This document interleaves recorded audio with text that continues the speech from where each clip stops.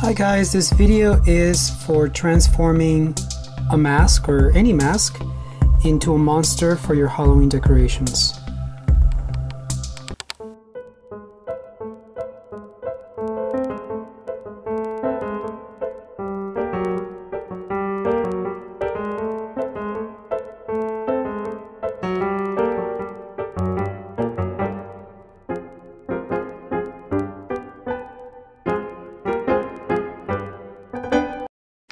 So I came across this mask featuring the San Francisco 49ers, and it's really nice. It's really cool.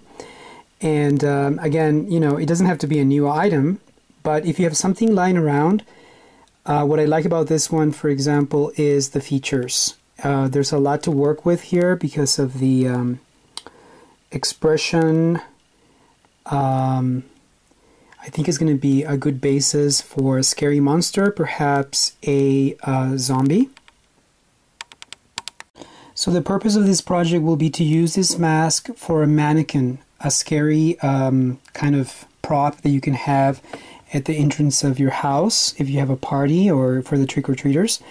It could be nice to have this like behind a bush someplace. The ideas are endless, of course. I'm thinking of keeping some of the features. Like I really like this metal plate that the mask has already. I probably will change the color, of course, you know, to make it look like a decomposing zombie, and probably change the surface of what the skin is. You know, the face itself. It does have a good scary expression. I think that I can work with. So those are the things that I'm thinking about right now. Now, if I want to keep this metal plate design, in this case, I can just, you know, spray a little bit of the silver paint that you can buy in a can, and then just kind of refinish with acrylic paint so you can keep the look of the kind of worn steel. And I think that'd be very easy to do. That's the thought at this point.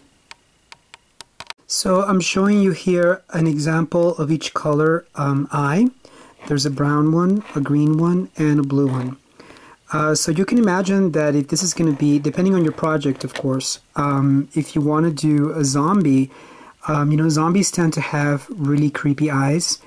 Right now I'm just kind of thinking, you know, I could use maybe just one eyeball of these, and then the other eye could be kind of just rotting away, maybe missing, or maybe just completely kind of blank and just, you know, kind of gross. And that's what my plans are for these masks.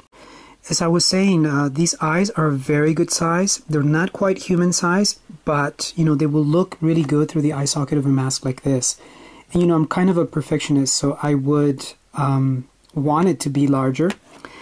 And I know there's some very cool videos on YouTube about how you can make your own eyeballs, be it for different projects or dolls or, you know, any kind of project of that sort.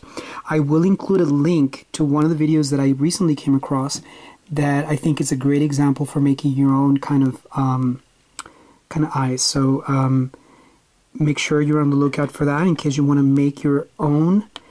Just in case what you want is, you know, not kind of like a living color of eye, but rather, you know, some creepy red or, you know, kind of glowing eyes. So I think if you wanted to make your own, there is definitely room for that. So I'll make it a point to have the link here in this video, so you can check that out in case you haven't already done that. And I think. You know, I will try it myself one of these days. So I've spray painted that area where the 49ers logo was, and once it dries completely, I will continue doing the finish on this. If you're doing a costume of, like, you know, medieval, this is a great way to imitate the look of iron, metal, by using spray paint, of course, but still giving it some shading, and I'll show you how you do that with a black acrylic paint, and that will, in this case, will imitate the finish that was given at the factory. I am also thinking of using plastic, like from this plastic bag, to create more texture on the sides of the face. I think it'd be great to maybe do like a drooping eyelid, or maybe kind of change the nose where this is really missing, and then doing texture on the sides of the face so that it appears as though it's peeling off, the skin is coming off, and create more texture so that when I paint it with the tones I'm going to be using, tones of paint, it'll really look like flesh that's rotting and it's just falling apart. So I'm going to be using my hot glue gun to create some texture right here so I can make this appear as though part of the nose has just, or part of the flesh on the nose is just falling off, and then create the texture that I was mentioning with the plastic bag on different parts of the face. So I've torn a few pieces of a plastic bag, like a shopping bag. You could probably use a trash bag if you wanted to. Again, you could use to create texture, you can use different things. You can use cardboard, pieces of paper, tissue paper, toilet paper, paper napkins. Ultimately, what you're considering is, will it take the paint? And you want to make sure that it will take the paint that you're going to ultimately put on it. And I just think that plastic, once it's attached with the hot glue, it's going to be more durable. So at least it's not going to, if it gets wet, it's not going to, maybe the paint is going to come off a bit, but it's not going to fall apart, or it's not going to really change the surface. So as you can see, I already started placing some of the plastic bag. It's in this section right here. It's hard to see because of the black against black. But when I was tearing the pieces, it was already changing kind of the texture. It was wrinkling quite a bit. So that really adds to the effect, I think. And I'm not putting that much hot glue. I'm just putting, like a little bit here as I kind of bring the plastic down. And just to make sure it stays down in the areas that you really want it to stay down, those would be the critical places where you want to make sure you have the amount of hot glue that you need. At this point, I have changed the texture to half of the mask. So as you can see, I've pretty much covered all of that for first half, and I'll continue with the other side.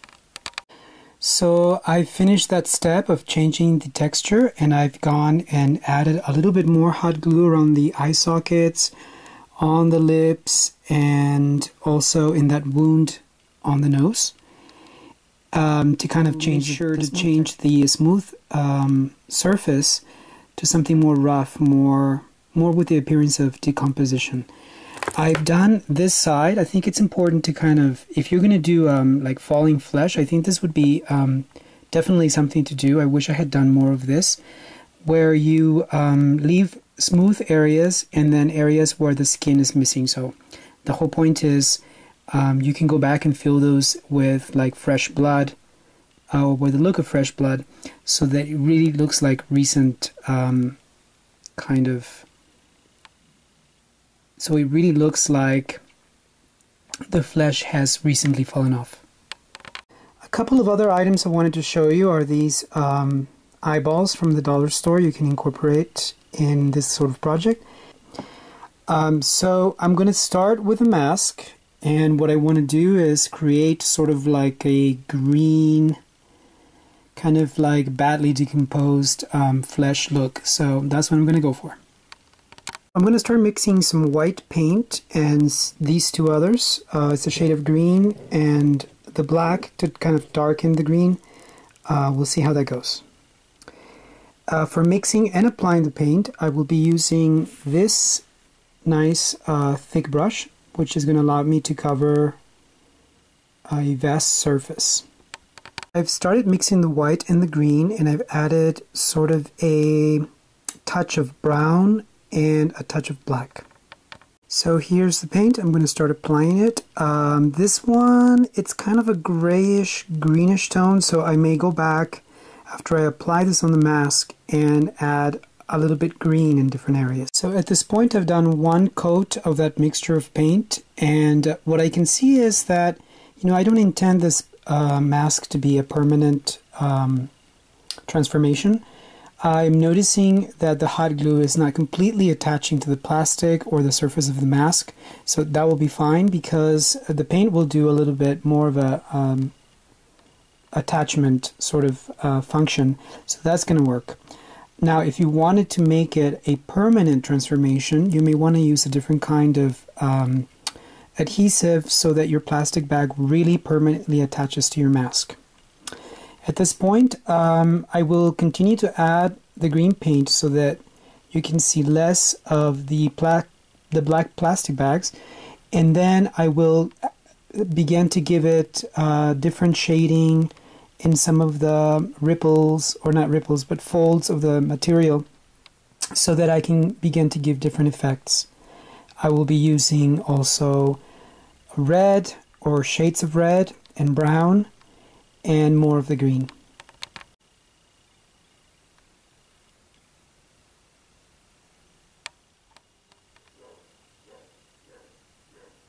Next, I will be mixing the bright red with a little bit of black so that it also, I can use it to give it, in some areas, give it the look of just old dried up blood. Lastly, in this process, I've added some more black paint just to give it maybe a scarier effect.